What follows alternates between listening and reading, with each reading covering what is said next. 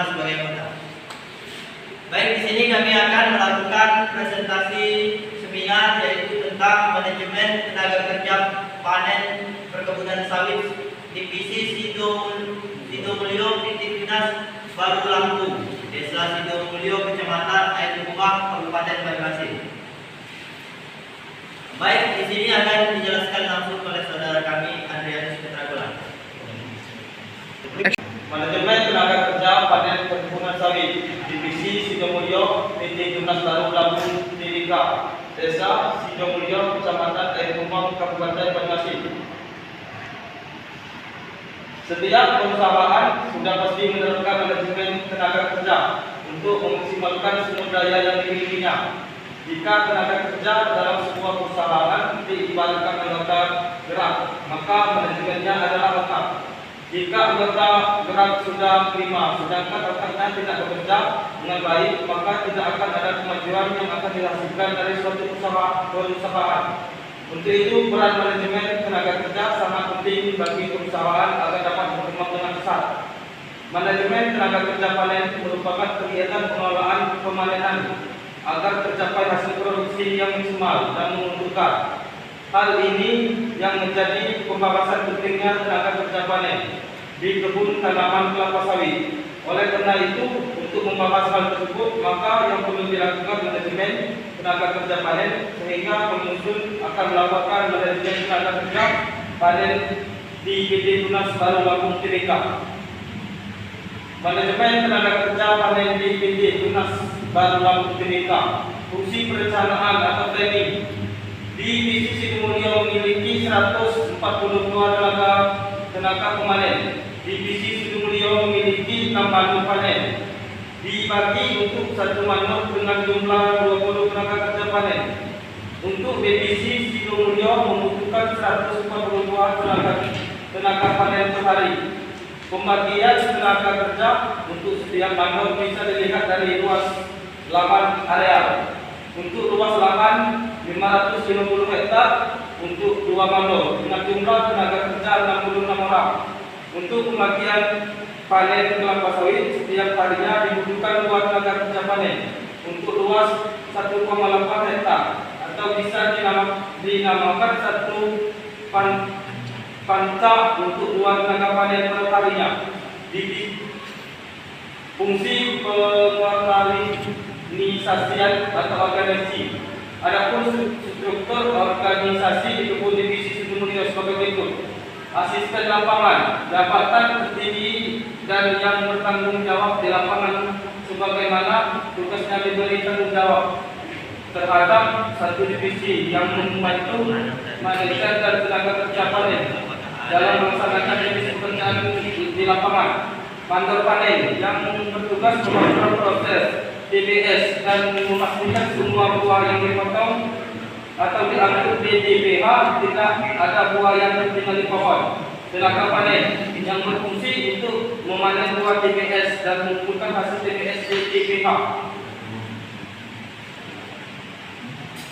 Fungsi pelaksanaan atau activity, proses penggerakan dan mengarahkan seluruh aspek manajemen yang meliputi kepiawaian dalam memobilisasi SDM secara optimum, termasuk kemampuan teknis dalam memprofesionalkan unsur-unsur manajemen untuk melaksanakan di lapangan di kebun divisi Sidomulyo tidak sesuai dengan adanya perencanaan. Karena di perencanaan divisi Sidomulyo membutuhkan 142 tenaga panen per hari.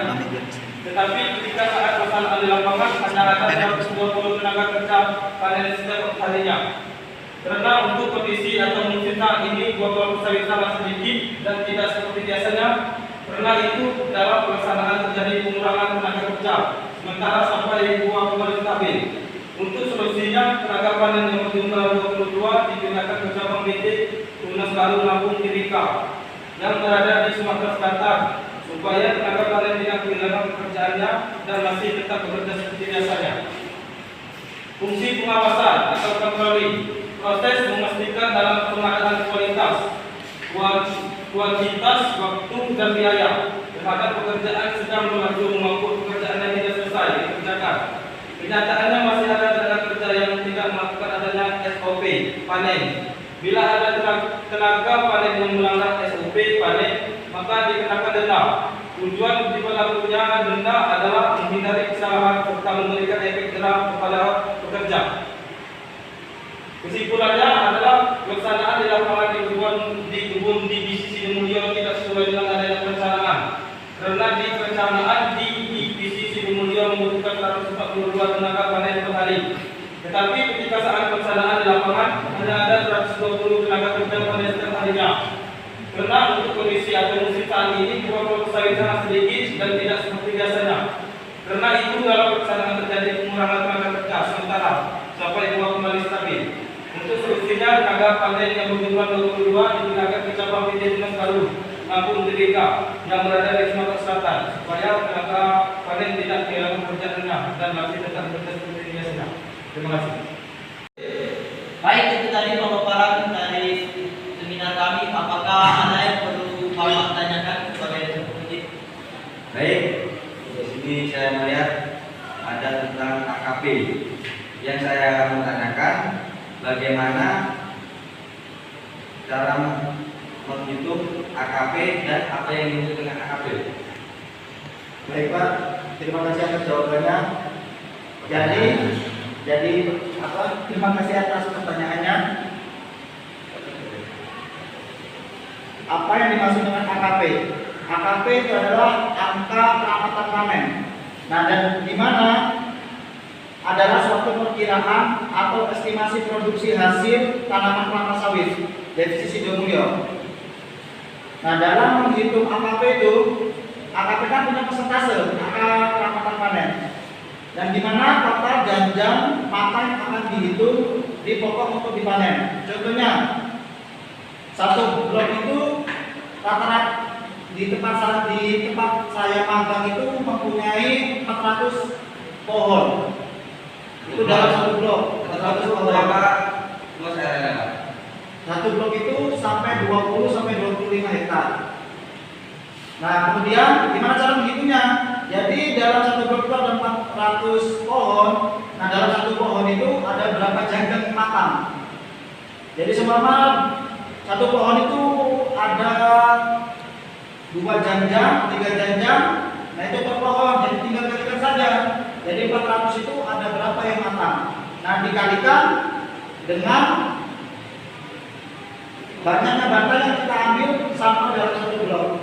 Jadi seumpama dalam buat rata-rata satu blok itu ada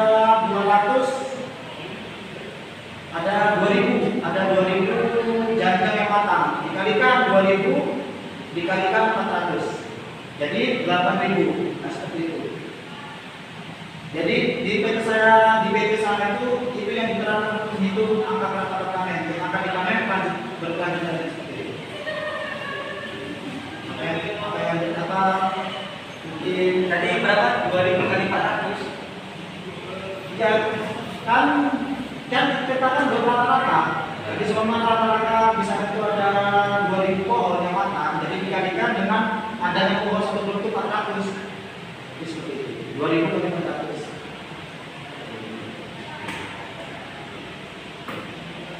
Apa yang ditanyakan? Baiklah Pak, itu tadi penjelasan dari kami. Apakah ada yang perlu ditanyakan lagi? Oke, untuk saudara kami, coba Anda buka di laporan Anda di halaman 14. Yang saya tanyakan di sini, dalam 1 bulan berapa rotasi untuk dalam panennya? Rotasi panen ya Pak? Ya. Kalau rotasi panen itu waktu yang diperlukan antara panen terakhir sampai panen berikutnya pada tempat yang sama. Rotasi panen bergantung pada angka kerapatan panen Pak. Di divisi Sidomulyo menggunakan rotasi panen 10 sampai 12 hari. 10 sampai 12 hari. 12 hari. Panen dilakukan sebanyak 2,5 sampai 3 kali dalam 1 bulan Pak. Dalam 1 bulan itu bisa dapat sampai 2 sampai 3 kali dalam 1 bulan panennya. Oke, saya kira cukup jawaban dari Pak Pamir. Saya akan lanjutkan dulu sesi ketiga. Ya. Baik, untuk saudara Petra, coba Anda buka halaman 12. Di sini yang saya mau tanyakan, apa yang dimaksud dengan metode panjang giring? Coba Anda jelaskan. Baiklah, terima kasih. Metode panjang giring menerapkan tentang perkomandoran, di mana penempatan pemanen yang akan memanen pada hari tersebut telah ditentukan hancam ke hancam selanjutnya. Sistem ini mengakibatkan pengaturan jumlah tenaga kerja lebih mudah dan ditambah atau dikurangi sesuai dengan kebutuhan atau kondisi kematangan, dan diterapkan sistem sorong panen untuk mencapai target pemanen mendasarkan yang terjadi di kebun divisi Sidomulyo untuk tenaga kerja yang menggunakan metode panjang giring sudah sesuai dengan adanya SOP. Terima kasih. Oke, saya kira cukup. Untuk saudara ini, tolong Anda buka halaman 12.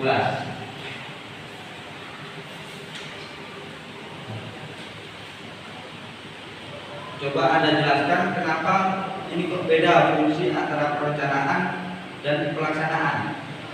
Baiklah, terima kasih.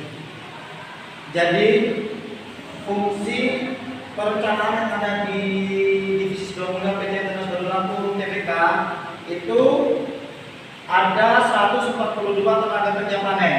Itu dalam perencanaan. Nah, ketika kami melaksanakan pelaksanaan yang ada di lapangan, itu cuma ada 120 tenaga kerja panen. Nah, kemudian saya tanya kepada asisten lapangan, kenapa kok cuma ada 120? Nah, katanya itu apa? Sekarang kan buahnya kan kayaknya banyak yang trek. Sekarang buah ini banyak karena kondisi saat ini musimnya ini kurang maksimal, kurang stabil, jadi buahnya sedikit. Nah, jadi yang akan dilakukan PT itu pengurangan karyawan. Jadi dikurangi 22 tenaga kerja panen. Nah, saya tanya tenaga kerja panen yang jumlahnya 22 itu dikemanain? Katanya ditaruh di cabang supaya tetap bekerja. Jadi yang di sini kan yang ada di cabang itu seperti yang di daerah Kalimantan mempunyai 4 cabang, 4 anak divisi PT Tenas Lampung itu. Jadi dia itu tetap bekerja yang jumlahnya 22 orang. Nah, kemungkinan kalau besok sudah stabil, buahnya sudah banyak, yang 22 tenaga kerja panen itu ditarik kembali. Jadi perencanaan itu masih tetap 142 dan pelaksanaan 142 tenaga kerja panen. Mungkin seperti itu. Saya kira cukup. Saudara ini. Terima kasih. Baiklah, jadi itu saja sesi tanya jawab. Di sini kita lihat pelaksanaan di lapangan di kebun divisi Sidomulyo tidak sesuai dengan adanya perencanaan. Karena di perencanaan divisi Sidomulyo membutuhkan 142 tenaga panen per hari, tetapi ketika saat pelaksanaan di lapangan hanya ada 120 tenaga kerja panen setiap harinya. Penggunaan tenaga kerja panen sebaiknya didasarkan pada angka kerapatan panen dan basis output yang menjamin kualitas dan kuantitas panen yang baik. Hal ini dapat dicapai dengan penambahan jumlah pemanenan disertai dengan pengurangan basis output pemanenan. Itu saja presentasi dari kami. Terima kasih kepada Bapak Puji dan rekan-rekan. Saya akhiri. Wassalamualaikum warahmatullahi wabarakatuh. Itu saja video dari kami. Semoga bermanfaat dan terima kasih teman-teman sudah menyaksikan video dari kami. Dan kepada Ibu Inneke Abdillah Fahmi, SPMSI, terima kasih selaku dosen pengasuh kami. Kami ucapkan terima kasih. Mahasiswa